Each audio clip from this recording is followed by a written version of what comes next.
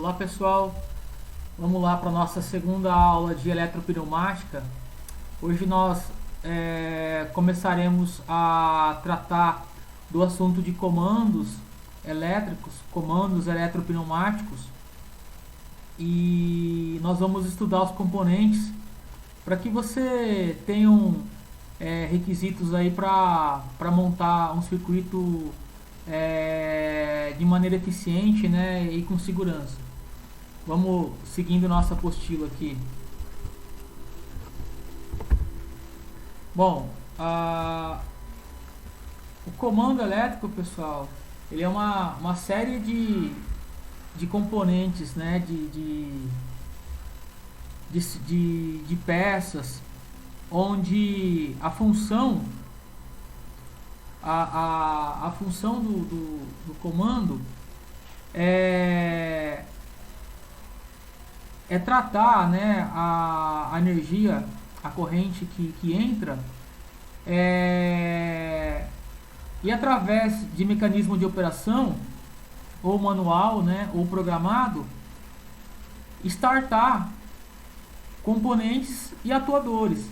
Então é esse controle lógico, onde eu tenho sensores que captam grandezas físicas, que mandam sinais para os controladores, e esses controladores vão acionar os mecanismos. Pode ser motor elétrico, pode ser atuadores pneumáticos, atuadores hidráulicos, uma série de componentes que funcionam através, né, de corrente elétrica. Então o comando seria todo esse controle, né, de tratamento das informações. Então, para a gente que está trabalhando com eletropneumática, a gente tem que tomar cuidado, por exemplo, que a energia que entra na fonte, ela não é a mesma que vai alimentar os componentes, como as solenoides. Eu tenho que olhar, por exemplo, a tensão que alimenta os meus sensores, onde que se a gente enviar valores diferentes do que o componente suporta, é óbvio que vai dar falha, vai dar queima de componente e tudo mais. Então a gente está vendo aqui, a gente vai ver só os circuitos, né, mais simples. Então a gente aprende um pouco, né, na teoria, a ler um pouquinho, estuda, e a gente pratica no Fluid Sim, que é o nosso objetivo aqui. Então vamos lá.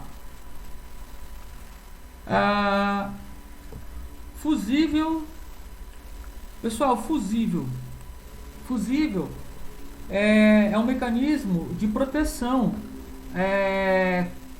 O que é mecanismo de proteção? Olha, se um circuito ele suporta trabalhar até um valor de corrente, até 10 amperes, até 15, 20 amperes, tudo que vier a mais que isso, é óbvio que vai acontecer a queima de componente, o curto-circuito, podendo até acontecer acidentes.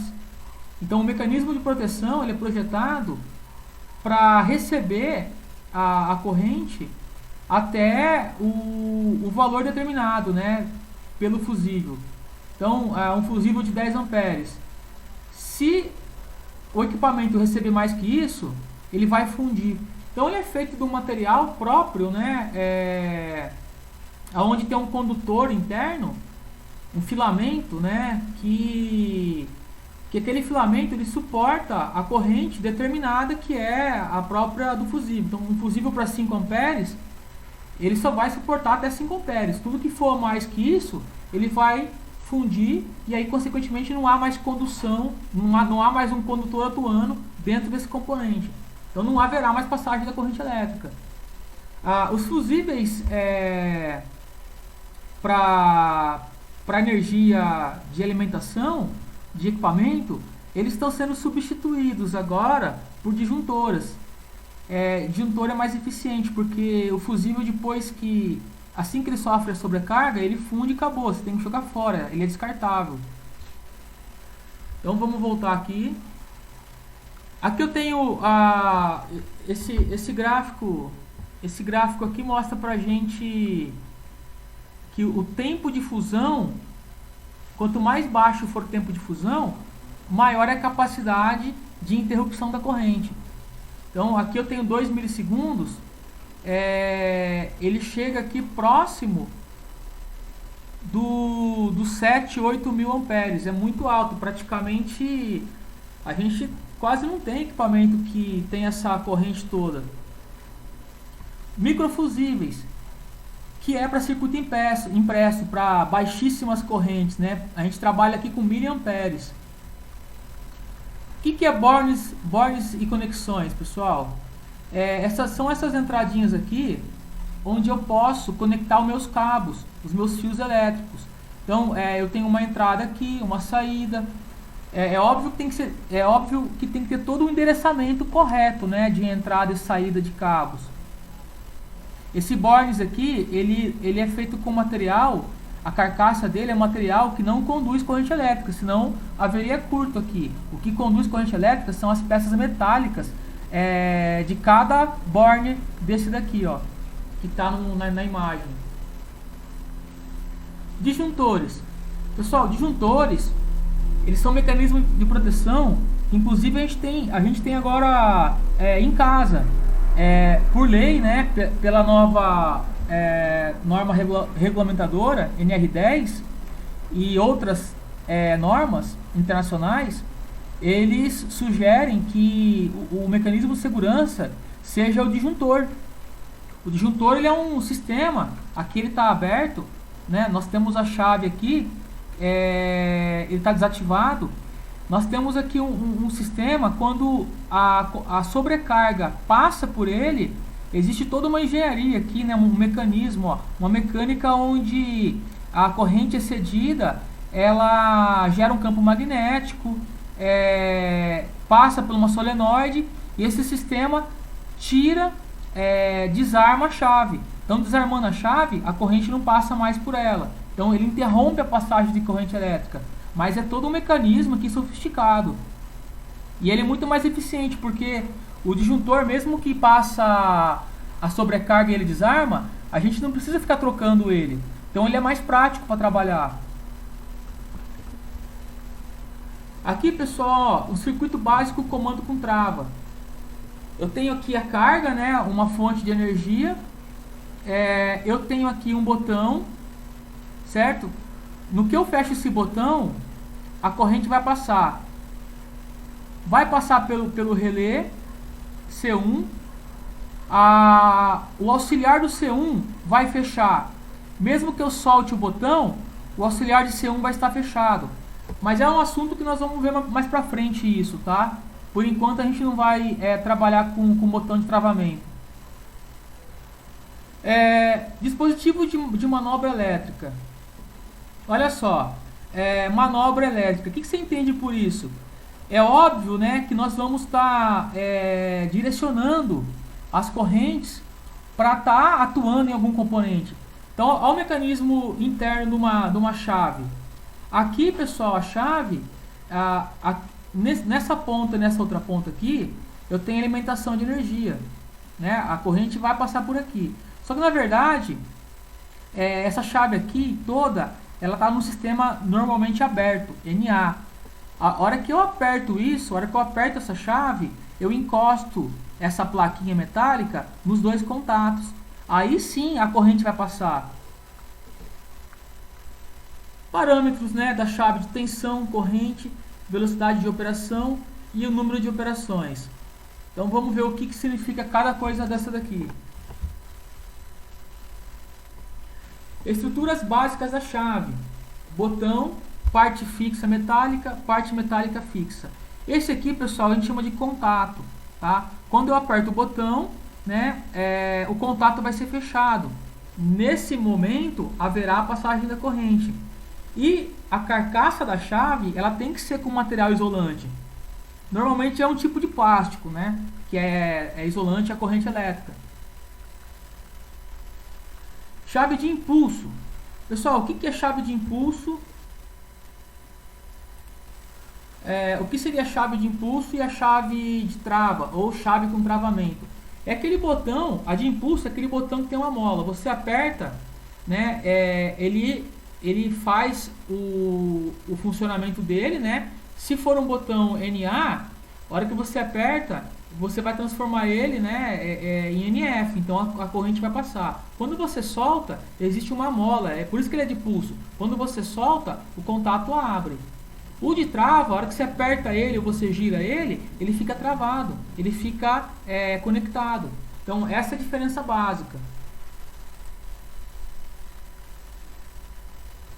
Então aqui na apostila nós temos modelos, né, de chaves, chave por impulso. Aqui eu tenho vários modelos, né? Normalmente o verdinho aqui, o IN, é para ligar, né? O vermelhinho, o ON, é para desligar. Esse aqui é o botão cogumelo.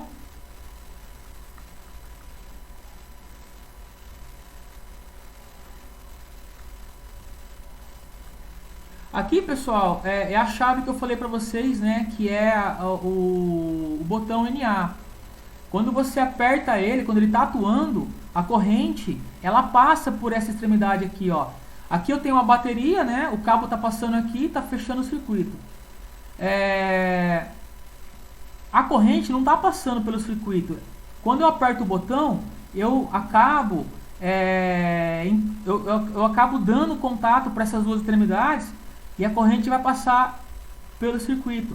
Então, essa chave aqui é o mecanismo da chave normalmente aberta. Olha ela aqui, ó. Botão normalmente aberto. Quando eu aperto o botão, né, nesse caso vai acender a lâmpada. Botão em repouso não vai acender a lâmpada, ó.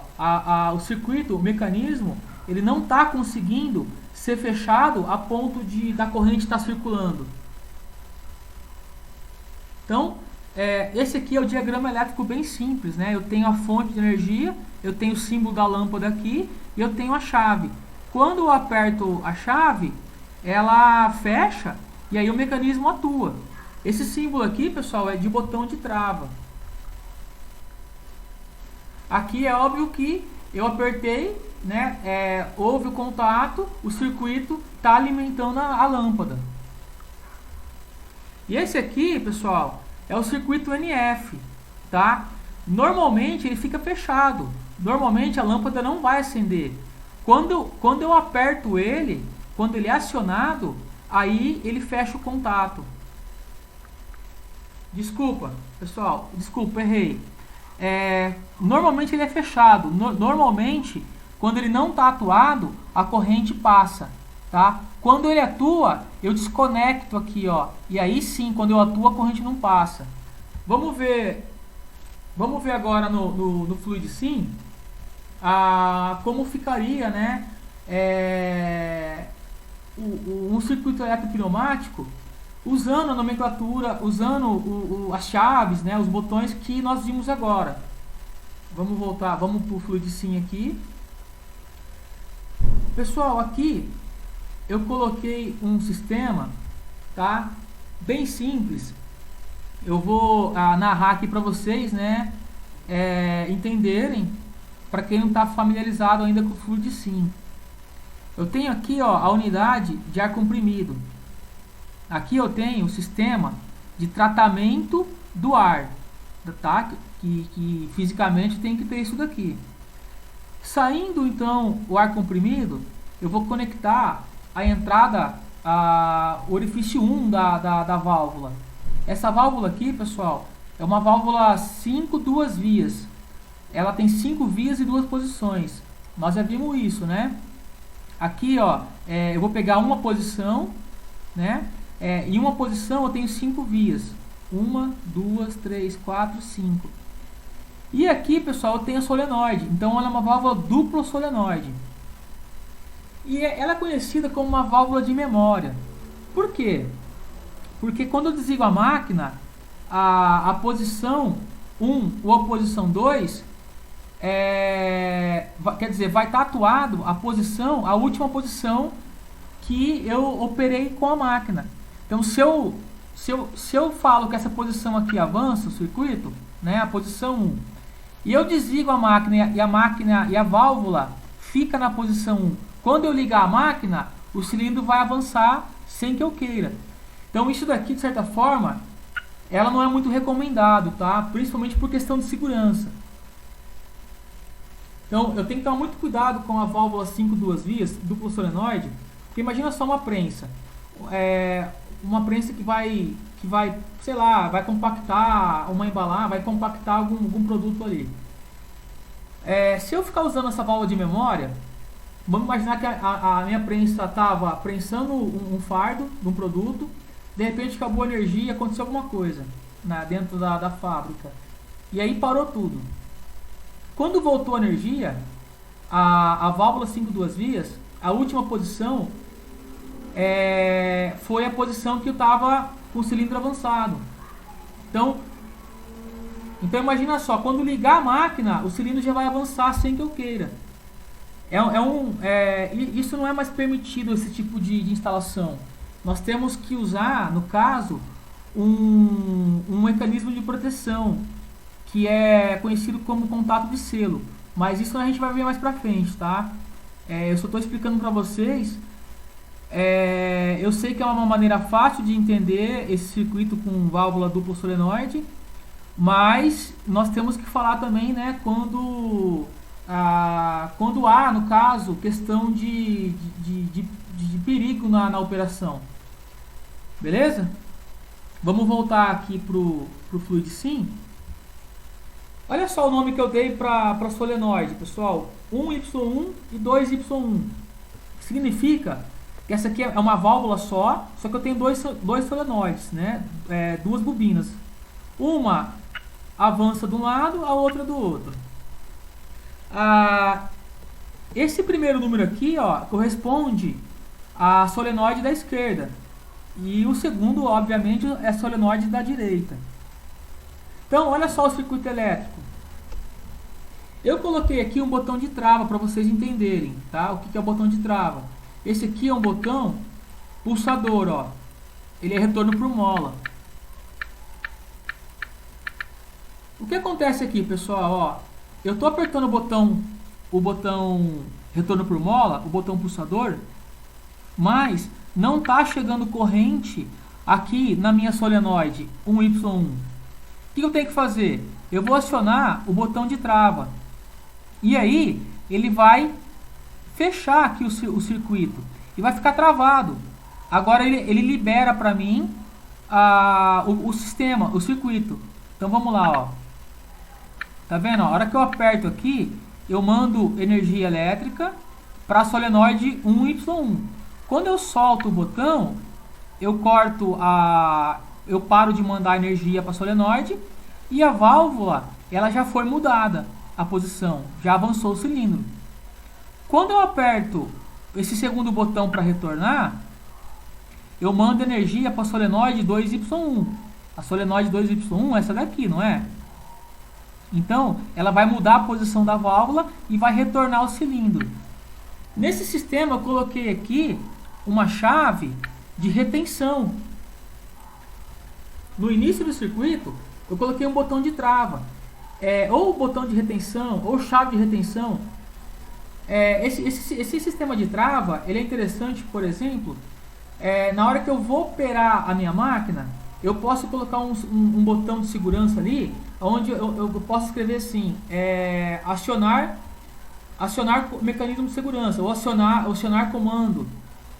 Ele só vai funcionar se aquela chave de segurança tiver, no caso, acionada para fechar o circuito. Beleza? Então vamos de novo lá. Ó, a chave de trava, ela é NA. Se eu não apertar ela não vai deixar passar corrente. Ó, a corrente quer passar, mas ela não vai deixar. Então eu posso ficar apertando aqui, ó, que ela não vai deixar passar corrente. Quando eu fecho aqui, eu atuo essa chave, ela passa de NA, ela passa para NF. Agora sim, ó, eu consigo trabalhar. Só que agora é o seguinte, eu quero colocar uma chave de trava, onde que se eu apertar ela, eu desarmo todo o mecanismo. Isso se chama botão de emergência, mecanismo de emergência. Normalmente é um botão formato cogumelo, da cor vermelha, padronizado. Quando eu aperto ele, a máquina para de funcionar. Então, como que eu vou instalar ele aqui no nosso circuito? Vamos lá. Eu posso colocar ele ou aqui em cima ou aqui embaixo, tá? Depende da posição. Eu vou chamar aqui um botão de trava, só que agora eu vou chamar um botão normalmente fechado. Eu vou girar ele aqui. Desculpa, é girar 90 graus. Agora aqui, pessoal, olha que interessante. Eu vou simular. Então, eu vou ligar o meu circuito pneumático. Eu vou ligar a chave de autorizar, a chave de liberação do circuito. Agora eu quero avançar a minha válvula. Eu quero avançar meu cilindro. Avancei. Eu quero retornar meu cilindro. Retorno. Eu estou operando a minha máquina. Tá? Se der qualquer problema, ela abre o circuito. Tá bom? Não passa mais corrente. Beleza? Então, normalmente a gente usa os botões com trava NF para paradas de emergência, tá? As paradas de emergência não é para serem utilizadas na operacionalidade da máquina. Então, a parada de emergência ela é realmente para quando houver necessidade por algum acidente, alguma coisa que possa ser uma anormalidade da operação. Você não pode usar o botão de emergência para ficar operando o equipamento. Repare o seguinte, repare que se a gente ficar usando aquela válvula 5 duas vias, duplo solenoide, se a máquina estiver avançada e eu apertar a emergência, a máquina não vai recuar, a máquina não vai voltar. Então, por isso que hoje a norma de segurança, né, de equipamento, que é a norma NR número 12, ela trata só de segurança e operação de equipamentos. Ela não permite esse tipo de instalação. Eu estou mostrando para vocês porque nós estamos começando agora, né, a trabalhar com esses mecanismos. Então é óbvio que tem que ser um sistema mais fácil para vocês estarem entendendo. Tanto é, pessoal, que o certo não é eu alimentar direto a minha solenoide como eu fiz ali. O ideal é eu passar por um sistema de relé, mas nós vamos ver nas próximas aulas o sistema de relé. Vamos voltar aqui para a apostila. Então aqui, pessoal, tudo que eu falei para vocês